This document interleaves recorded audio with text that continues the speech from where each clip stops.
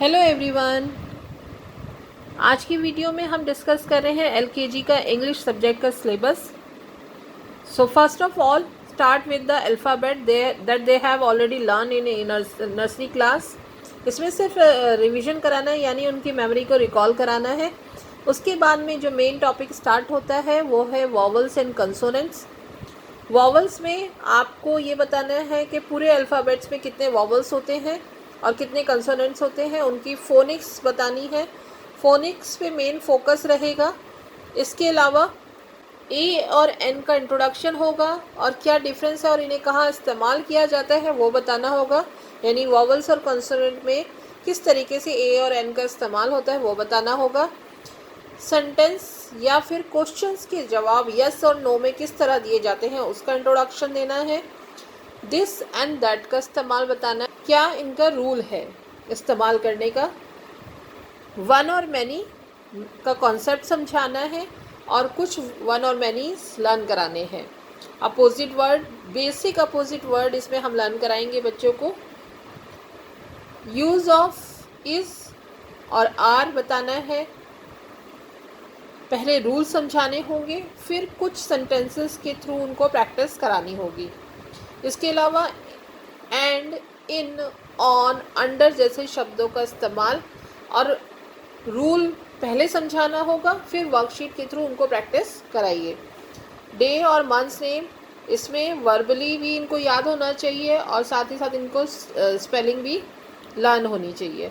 Parts of body, colours, colours में पहले primary colours learn कराएंगे, उसके बाद जो सेकेंडरी कलर्स होते हैं वो लर्न करवाएंगे।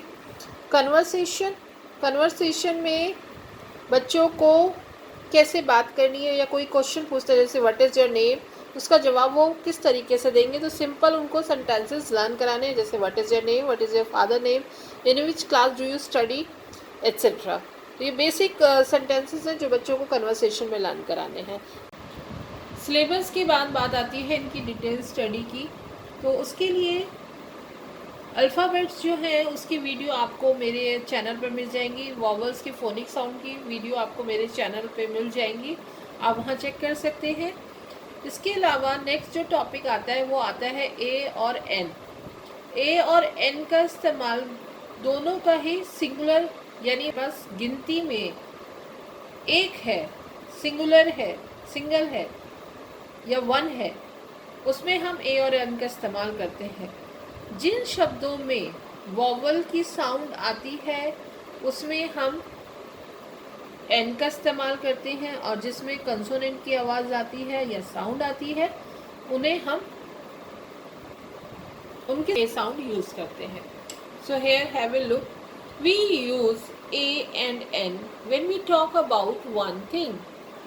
We use an before those words that begin with a vowel sound. We use a before those words that begins with the consonant sound. So let's start with the example, a mango. So m जो sound है वो एक consonant की sound है, इसलिए हम इसमें लगाएंगे ए। गन, ग, ये भी कॉन्सोनेंट साउंड है, इसलिए हम इसमें लगाएंगे ए। इसी तरीके से एग, ए, तो ये वॉवल की साउंड है। कितने वॉवल्स होते हैं? ए, ई, आई, ओ, यू। तो ई की साउंड की वजह से हम यहाँ पर लगाएंगे एन, यानी जिन भी अल्फ़ाबेट की शुरुआत वॉवल के साउंड से होती है उसमें हम एन लगाते हैं, और जिन वर्ड्स में पहले वर्ड की साउंड या वर्ड की स्टार्टिंग की साउंड जो है वो कंसोनेंट से आती है या कंसोनेंट साउंड होती है उसमें हम ए का इस्तेमाल करते हैं। नेक्स्ट टॉपिक आता है यस और नो। इसमें बच्चों को बताना है कि कहाँ यस आते हैं। यस मतलब हाँ, यानी कोई भी चीज़ जब करेक्ट होती है तब हम यस बोलते हैं, जब कोई चीज़ इनकरेक्ट होती है या सही नहीं होती है तब हम नो बोलते हैं। तो आप इस तरीके से पिक्चर दिखाएंगे और नेट यस और नो, बच्चा देख के बोलेगा यस या नो। अ हैट, यस या नो। अ मैंगो, मैंगो है। अ कैट, क्या ये कैट है? तो बच्चा बताएगा यस और नो। अ लॉक, क्या ये लॉक है? एन एलिफेंट, क्या ये एलिफेंट है? Yes. A parrot, no. An ice cream, yes. A house, yes.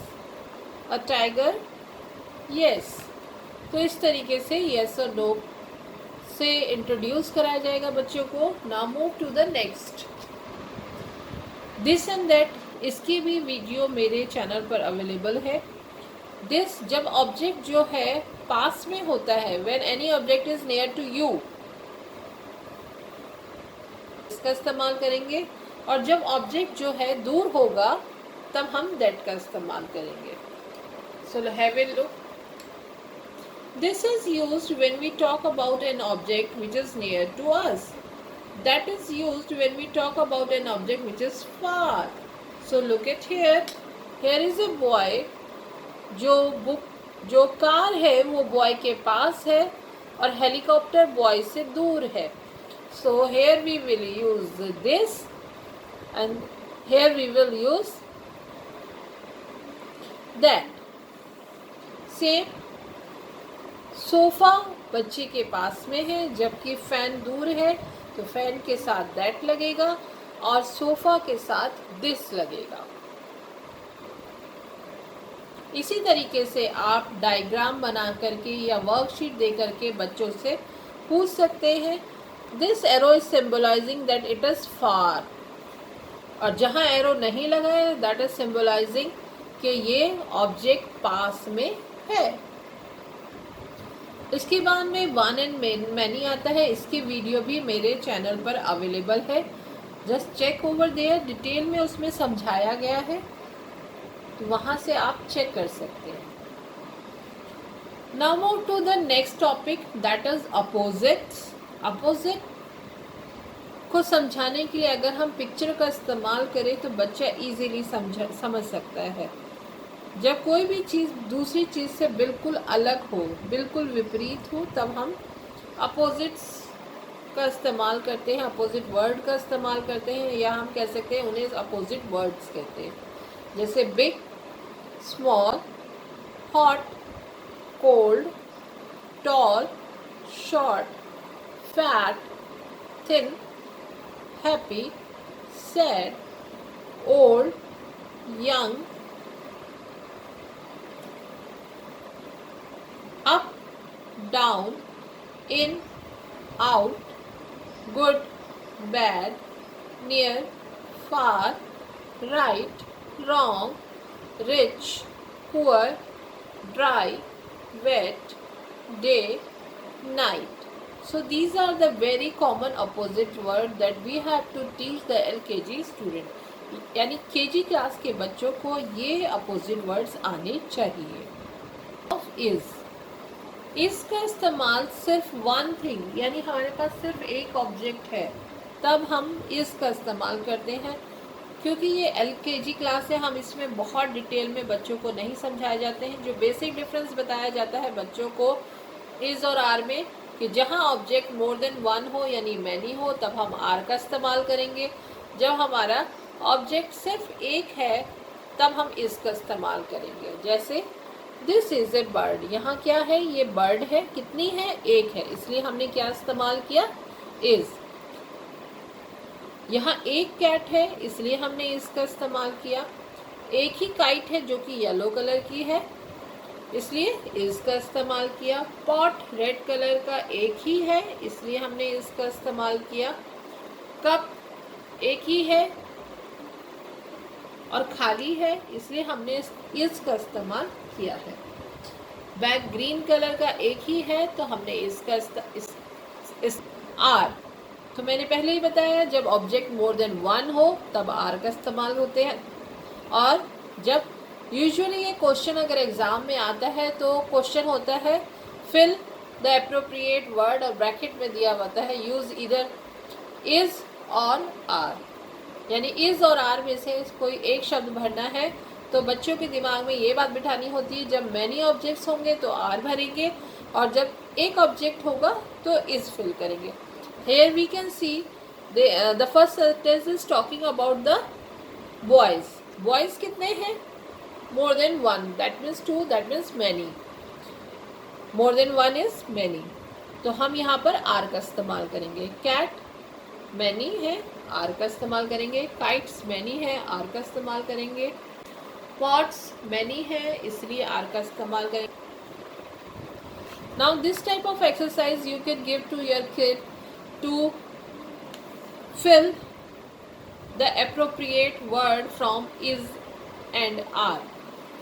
यानी इज और आर में से कौन सा एप्रोप्रिएट वर्ड यूज करना है, आप बच्चे को इस तरह की वर्कशीट दे सकते हैं. The pot is red. You just tell them कि हाँ उन्हें किस तरीके से पता लगाना है नंबर ऑफ ऑब्जेक्ट्स कितने हैं, वन है या मैनी है, उस हिसाब से वो फिलअप्स करेंगे. एक ही बॉय है, इज आएगा. एक ही बैग है, इज आएगा. पेन्स मोर देन वन है, इसलिए आर आएगा. नेक्स्ट टॉपिक आता है एंड. Use of and. जब दो शब्दों को जोड़ना हो तब हम एंड का इस्तेमाल करते हैं. जैसे हमारे पास दो शब्द यहाँ पर क्या है, टब एंड मग. टब है और मग है. इन एंड को हिंदी में और कहते हैं. तो इस तरीके से हम देखेंगे कि इन दोनों शब्दों को जोड़ना है. बजाय इसके कि हम बोले टब मग, हम बोलेंगे a tub and a mug, a dog and a pup, a hen and an egg, bread and butter, pen and book. इस तरीके से एंड का इस्तेमाल होता है. एंड का इस्तेमाल करना बहुत आसान होता है. बहुत बच्चे इस कॉन्सेप्ट को बहुत जल्दी समझ जाते हैं. बस आपको ये बताना होगा कि दो शब्दों को जोड़ने के लिए एंड का इस्तेमाल होता है. इस तरीके से एक्सरसाइज जो है बच्चों को दी जा सकती है. A cub and lion, a hen and a chick, a boy and a girl, a brush and a toothpaste. Next topic हमारा आता है इन, ऑन, अंडर. इसको समझाने के लिए एक एग्जाम्पल लिया जा सकता है. So let start with that example. I am having a cup and A pencil. अगर ये पेंसिल इस कप के अंदर है तो हम इन इस्तेमाल करेंगे. इसके ऊपर रखी है तो हम ऑन इस्तेमाल करेंगे. और अगर ये इस कप के नीचे है तो हम अंडर का इस्तेमाल करेंगे. In, on, under. In, on, under. So let's understand this thing with few examples. जैसे यहाँ मछली बॉल के अंदर है. A fish in a ball. Book shelf के अंदर है, इसलिए इन. बॉल बॉक्स के अंदर है, इसलिए इन. लॉयन डेन के अंदर है, इसलिए इन. काउ शेड के अंदर है, इन. किटन बास्केट के अंदर है, इसलिए इन. आइस ग्लास के अंदर है, इसलिए इन. मग टब के अंदर है, इसलिए इन. ऑन के एग्जाम्पल्स देखते हैं. यहाँ वास टेबल के ऊपर है, इसलिए ऑन. टॉय बेड के ऊपर है, इसलिए ऑन.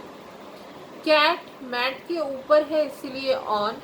लॉग के ऊपर डॉग है, यानी डॉग लॉग के ऊपर है, इसलिए ऑन. क्रो वॉल के ऊपर है, इसलिए ऑन. बॉक्स के ऊपर बैट, यानी बैट बॉक्स के ऊपर है, इसलिए ऑन. कैप सर के ऊपर है, इसीलिए ऑन. बर्ड ट्री के ऊपर है, इसलिए ऑन का इस्तेमाल हुआ है. Now move to the next use of under. Lion पेड़ के नीचे है. पेड़ के नीचे है. पेड़ में होता, पेड़ के बीचों बीच बैठा होता तब इन आता, पर यहाँ नीचे है इसलिए अंडर आया है। बॉल टेबल के नीचे, शू बेड के नीचे है, रैट मैट के नीचे है। पहले भी एग्जाम्पल पढ़ा था, उसमें हमने इन का इस्तेमाल किया था, यानी अगर हम इन या अंडर दोनों में से किसी का भी इस्तेमाल करते हैं तो वह बिल्कुल सही है। बकेट कहाँ है? टैप के नीचे है।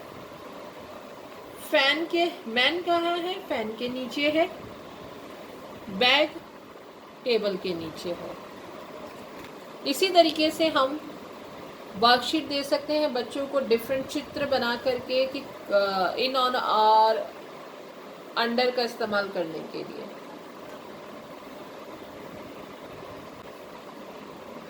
उसके बाद days name, months name learn कराने हैं और उनको हम फिर डिफरेंट वर्कशीट्स के द्वारा, यानी बीच में कुछ अल्फ़ाबेट में से मिस करके उनको right the missing letters learn करा के रिवाइज करा सकते हैं। या हम उनसे बीच में ये पूछ सकते हैं कि what comes after, what comes before. इस तरीके से बच्चों को बहुत अच्छे से डेज और मंथ्स पर कमांड हो जाती है। Parts of body, teeth, head, eye, nose, ear, lips, toe, feet, legs, finger, thigh, hand, arm, cheek, neck, face, chin, chest, सबको आप बच्चों के फेस पर भी दिखा करके या पूरी बॉडी को इस चित्र से को रिलेट करके आप पढ़ा सकते हैं। आप बच्चे को बोल सकते हैं कि वो अपनी बॉडी में बताए कि ये पार्ट्स कहाँ कहाँ मौजूद हैं, तो उन्हें लास्ट तक याद रहता है। Move to the next topic, colours. Colours में आप red, blue, purple, brown, white, green, yellow, orange, violet, pink, black पढ़ा सकते हैं। और अगर आप और ज़्यादा डिटेल में पढ़ाना चाहते हैं तो मेरी एक वीडियो कलर्स के ऊपर ऑलरेडी चैनल पे मौजूद है, you can check over there. Now move to the next. Conversation में हमें बेसिक चीज़ें बच्चों को लर्न करानी है। What is your name, what is your father's name, what does he do, what is your mother's name, what does your mother do, which colour do you like, what is the name of your best friend. So this is the all about the LKG English subject syllabus. Hope this video will helpful for you. Don't forget to like, share, subscribe my channel. Thank you.